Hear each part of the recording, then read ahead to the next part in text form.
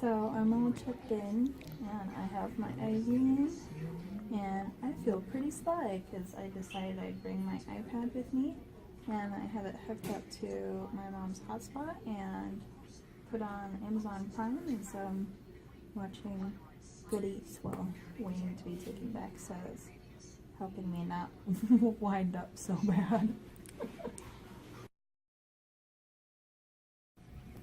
So, went back there, and they had me lie down on my stomach with my arms held out in front of me, kind of like a Superman. And they started prepping me, and just like even having the cold disinfectant, I was like, oh, this is gonna hurt, because I can really, really feel just the cold. The lidocaine really, really stung. And then when they actually put the needle in, for whatever reason, that hurt even worse. And she kind of explained because she was wondering why I could still feel it. And I just felt like really, really intense pressure in my back, like really cramping, burning pressure. And I pretty much yelled and cried the whole time.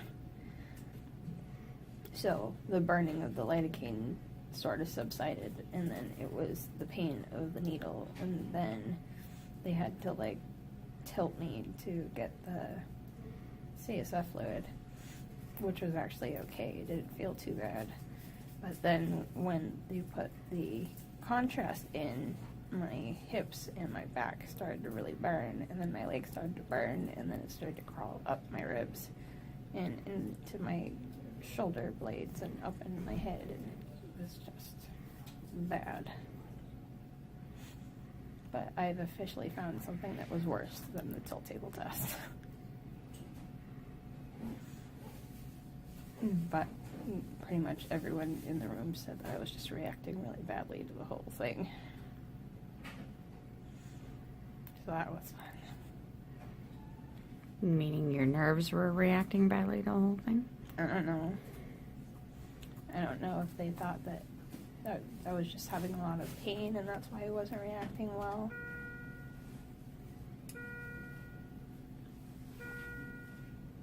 Your O2 sensor says 82. My fingers are really cyanotic.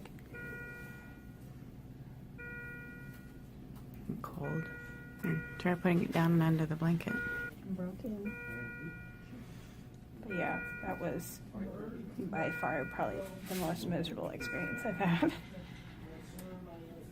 My circulation in my hand probably was just low because my hand was up.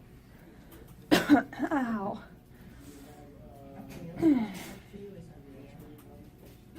But yeah, by far that was probably one of the most painful experiences I've ever had. The thought of doing blood patches, if that's what we have to do, is absolutely miserable now.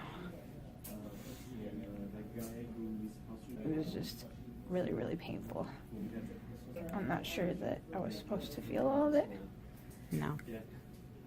But they said that I would feel pressure, and I did, but it was really, really painful pressure. Like someone had just shot a hose into my spine. My pelvis just really hurts, and I feel like I'm sitting on a ball on my left hip, and the whole thing was just pissed. Pretty much everyone in the room was patting my leg and being like, it's okay, you're doing good. I have a feeling that people don't react as strongly as I did. It was just really, really painful.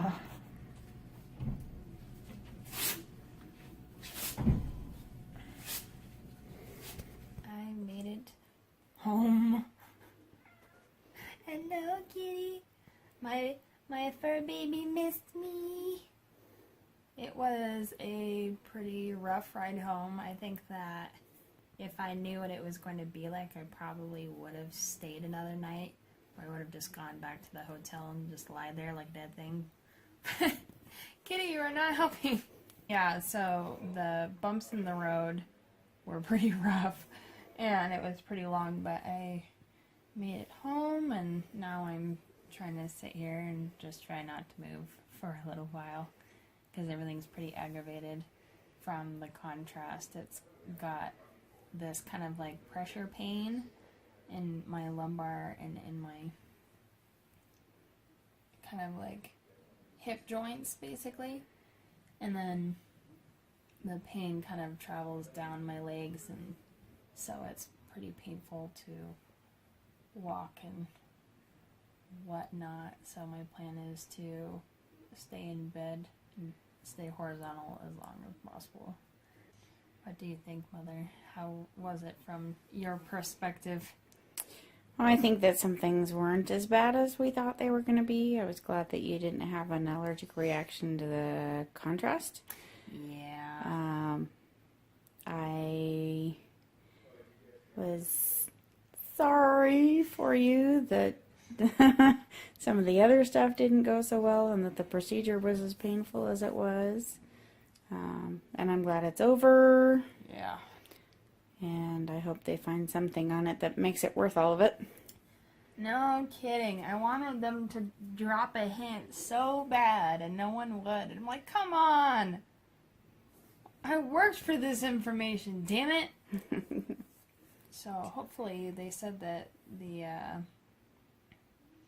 CT scan results should be up on My Health. They said within 24 hours, so I'm hoping that they'll be up by tomorrow, and we can figure out what's supposed to happen next, because once Dr. Carroll gets the imaging, he's supposed to contact me and figure out what we're going to do next. So I'm crossing my fingers that they found something significant and that they're going to fix it. I'm not really all that thrilled about the idea of a blood patch if it's anything like the CT Myelogram, but that may not even be in my future, so. At least if it was the blood patch, it's your own blood instead of chemicals. I guess. I mean, I hope so. I hope that the contrast was pretty painful, so it may be that the blood patches aren't nearly as traumatic as the myelogram. Hopefully he gets back to me tomorrow, but I won't be entirely surprised if he doesn't. I just want to be able to see the results at least, so that I'm not sitting here waiting going, what's going on, guys? Do you have any tips for the person who's going to be driving someone to a CT myelogram? I would say, especially if you're coming from a distance, get a hotel room and plan on spending the night. I think if I had to do it over again, we would have booked the hotel for 2 nights instead of 1.